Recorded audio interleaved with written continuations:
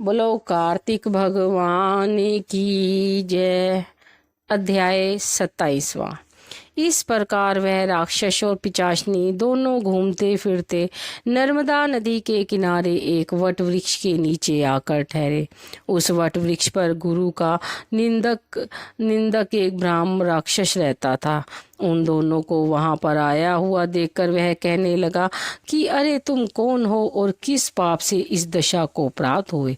तब राजा ने अपना और पिशाचनी का सारा वृत्तांत सुनाकर कहा कि अब आप अपना वृत्तांत कहिए, क्योंकि हम और आप आपस में आज से मित्र हो गए, इसलिए मित्र से कुछ भी छुपाना नहीं चाहिए। जो मित्र से छल कपट करता है वह पाप का भागी होता है। इसलिए अब आप भी अपना संपूर्ण वृत्तांत हमें सुनाइए।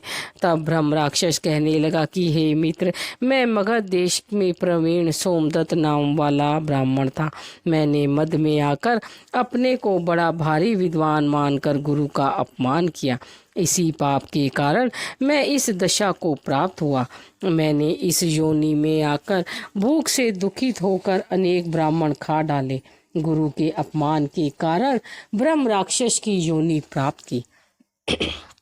यह मैंने भली प्रकार जान लिया कि कलमाशपाद ने पूछा कि हे मित्र, गुरु की कोटि में कौन कौन आते हैं। यह सुन सोमदत्त ने कहा, वेदों को पढ़ने वाला, सुनने वाला, नीति शास्त्र तथा वेदों की व्याख्या करने वाला, वेदों से स्नेह को दूर करने वाला, भय से रक्षा करने वाला, अन्नदाता, शिक्षा देने वाला, बुरे कामों से रोकने वाला, श्वशुर, मामा, पिता, जेठ, भ्राता, बड़ा भाई, गर्भ में मरण पर्यंत संस्कार करने वाला तथा राजा, इन सब की गुरु संज्ञा है। अतः अब इस सब की वंदना करनी चाहिए। तब पुनः कलमाशपाद पूछने लगा कि तुमने अनेक गुरु कहे, इनमें से कोई बड़ा भी है या सब बराबर है। सोमदत्त कहने लगा कि हे मित्र, यदि हम राक्षस हैं, साथ ही भूख और प्यास से दुखी भी हैं, मगर गुरु महिमा का वर्णन करने से निश्चय ही कल्याण होता है। यद्यपि सब गुरु दरबार है, फिर भी इस संबंध में शास्त्रों की व्याख्या सुनो। वेदों तथा मंत्रों का उपदेश करने वाला, धर्मशास्त्र और तथा पुराणों की व्याख्या व उपदेश करने वाला, ये सब विशेष गुरु है। इनमें से प्रमुख गुरु वह है जो देव पूजन करवाए, देव पूजा का फल बताए अथवा गुप्त मंत्र का रहस्य उपदेश दे। हमने गौतम ऋषि से आश्रम, अर्थ, काम और मोक्ष के देने वाले सब पुराण सुने हैं। एक समय मैं महादेव जी का पूजन कर रहा था। उसी समय श्री गौतम ऋषि जी वहां आ गए। मैंने खड़े होकर उनको प्रणाम नहीं किया, वरन पूजा में ही लगा रहा। तब महादेव जी ने हमको गुरु का अपमान करने के दोष में ब्रह्म राक्षस बना दिया। उसी पाप के कारण मेरा अंतःकरण जल जाता है। ना जाने इस दुख से कब मुक्ति मिलेगी। सूत जी कहते हैं, हे ऋषियों, इस प्रकार गुरु महिमा का वर्णन करने से उसके सब पाप नष्ट हो गए। इतने में उन्होंने दूर से आते हुए गर्ग मुनि को देखा तो दोनों राक्षस तथा पिशाचनी अपने दोनों हाथ उठाकर उनकी ओर भागे कि हमारा भोजन आ गया। परंतु फिर गर्ग जी के कहे हुए वचनों को याद करके उनके निकट न जाकर दूर से ही पिशाचनी कहने लगी कि हे महात्मन, आपको नमस्कार है। हमने कितने ही ब्राह्मण खा डाले, परंतु आप महादेव जी के नाम से सुरक्षित है। तब गर्ग मुनि ने तुलसी 10 दल युक्त गंगा जल से उनका अभिषेक किया। अभिषेक होते ही वे राक्षस देह से मुक्त होकर देव रूप हो गए। पुत्र युक्त ब्राह्मणी और सोमदत्त विष्णु रूप शंख चक्र गदा पद्मधारी होकर गर्ग जी की स्तुति करते हुए विष्णु लोक को चले गए। और कलमाशपाद अपने रूप में होकर प्राप्त होकर सोच में पड़ गया। उनको इस प्रकार सोच में पड़े देखकर गुप्त रूपी सरस्वती जी बोली कि हे राजन, तुम सोच में मत पड़ो। राज्य सुख भोगने के बाद अंत में तुम भी विष्णु लोक को प्राप्त हो जाओगे। इन वचनों को सुनकर आनंदित हो गया तत्पश्चात उसने अपने गुरु का स्मरण किया और गर्ग ऋषि को प्रणाम करके श्री गंगा जी की स्तुति की। फिर विष्णु का स्मरण करता हुआ काशी को चला गया। 6 मास तक काशी जी गंगा और विश्वेश्वर महादेव जी के दर्शन करता हुआ अति आनंद के साथ अपने राज्य में आया। तब गुरु जी ने उसका अभिषेक किया। तत्पश्चात अनेक भोगों को भोग कर अनंत काल में मोक्ष को प्राप्त हुआ। सूत जी कहते हैं कि इसमें आश्चर्य जैसी कोई बात नहीं। भगवान का गुणगान करने तथा काशी में सेवन से मनुष्य को अश्वमेध मोक्ष प्राप्त हो जाता है। गंगा जी के स्नान से मनुष्य के करोड़ों जन्म के पाप दूर हो जाते हैं। इस प्रकार कार्तिक महात्म का 27वां अध्याय समाप्त हुआ। अध्याय 28वां। इतनी कथा सुनकर ऋषि कहने लगे कि हे सूत जी, कृपया करके कार्तिक शुक्ला अष्टमी, जिसको गोपाष्टमी भी कहते हैं, उसका महात्म सुनाइए। सूत जी कहने लगे कि बाल्यावस्था में भगवान कृष्ण पहले बछड़े चढ़ाया करते थे। कार्तिक शुक्ला अष्टमी गोपाष्टमी कहलाती है। इस दिन सब मनोकामनाओं को पूर्ण करने के लिए गो का पूजन करना चाहिए। तदंतर प्रदक्षिणा करके गो के पीछे पीछे चलना चाहिए। श्री कृष्ण जी की परम प्रिय श्री राधा जी के नाम से विख्यात राधा कुंड में स्नान करके श्री कृष्ण जी का जो पूजन करता है, उसके सब पाप गोधूली से नाश को प्राप्त हो जाते हैं। इस दिन गोधूली के समय गौ के पीछे चलने से सैकड़ों जन्मों के पाप दूर हो जाते हैं। इस दिन गौ का दान करने से असंख्य गौ के दान का फल मिलता है। यदि इस दिन सायंकाल के समय श्रवण नक्षत्र हो तो वह जयंती योग है।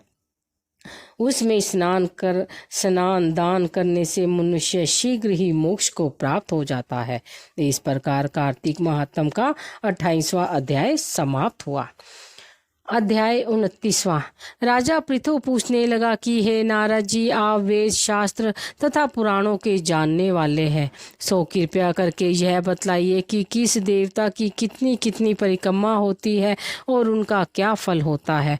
यह वार्ता सुनकर नारद जी कहने लगे कि हे देवी की 1, सूर्य की 7, अग्नि की 7, गणेश जी की 3, शिव जी की आदि पितरों की 3 अथवा 4 तथा विष्णु की 4 परिक्रमाएं होती हैं।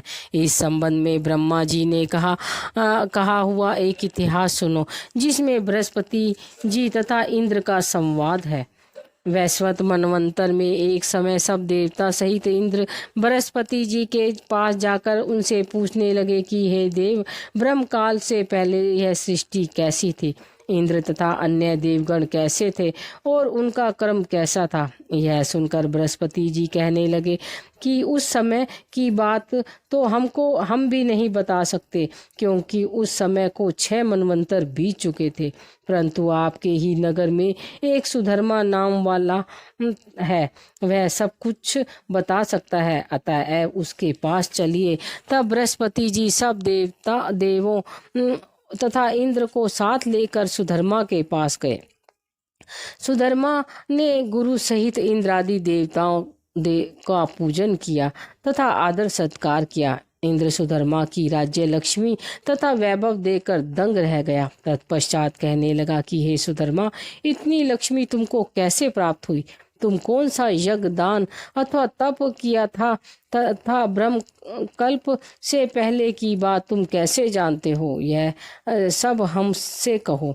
सुधर्मा कहने लगा कि हे इंद्र, जब चारों युगों की 1000 चौकड़ी बीत जाती है, तब ब्रह्मा जी का एक दिन होता है। उस एक दिन में 14 मनु और इंद्र होते हैं। जब हम विष्णु लोक में थे, तब वहाँ पर रहते हुए हमारे सामने इतने ब्रह्मा हो चुके थे कि हम उनकी गिनती नहीं कर सकते थे। उसके पश्चात जब हम यहाँ स्वर्ग में आए, तो हमने जो भी अच्छा कर्म किया और जिसके कारण हम इतनी लंबी आयु पाई, उसको सुनो। पहले जन्म में हम मांस खाने वाले गिद्ध थे। एक समय कार्तिक शुक्ला नमी को श्री विष्णु के मंदिर पर बैठे हुए थे तभी एक शिकारी ने हमको बाण मारा, जिससे हम घायल होकर मंदिर में आ गए। उसी समय मांस के लोभी एक कुत्ते ने आकर मुझको पकड़ लिया। उस कुत्ते को देख कर और कुत्ता भी वहां पर आ गए। वह कुत्ता उनके डर के मारे मंदिर के चारों ओर चक्कर लगाना लगा। दूसरे कुत्ते भी उसके पीछे पीछे भागते रहे। इस प्रकार सबकी प्रदक्षिणा हो गई। इसी बीच मेरी मृत्यु हो गई। उस प्रदक्षिणा से भगवान बहुत ही प्रसन्न हुए और मुझको अपना परम पद दे दिया। यह बात सुनकर इंद्र को अत्यंत प्रसन्नता हुई और उन्होंने विधिवत भगवान का पूजन किया तथा प्रदक्षिणा की। नारद जी कहते हैं कि हे राजन, कार्तिक शुक्ला नमी सतयुग की आदि तीर्थ है। उस दिन भगवान की पूजा, प्रदक्षिणा, दान, तप तथा यज्ञ करने से कई गुना फल प्राप्त होता है। यदि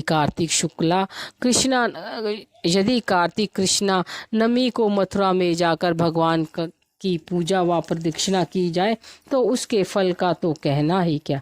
प्रदक्षिणा करने में जितने पग उठते हैं उसके उतने ही कुल बैकुंठ में जाते हैं। यदि मथुरापुरी दूर हो तो अन्य किसी स्थान की प्रदक्षिणा करे। यदि वह भी ना हो सके तो ब्राह्मण विष्णु की मूर्ति, गो के स्थान शालिग्राम और तुलसी की प्रदक्षिणा कर ले। समुद्र पर्यंत सारी पृथ्वी की परिक्रमा करने से जो फल मिलता है वही शालिग्राम तथा तुलसी की प्रदक्षिणा करने से प्राप्त हो जाता है। गो, ब्राह्मण, देव, मंदिर, यह सब शालिग्राम की मूर्ति के बराबर है।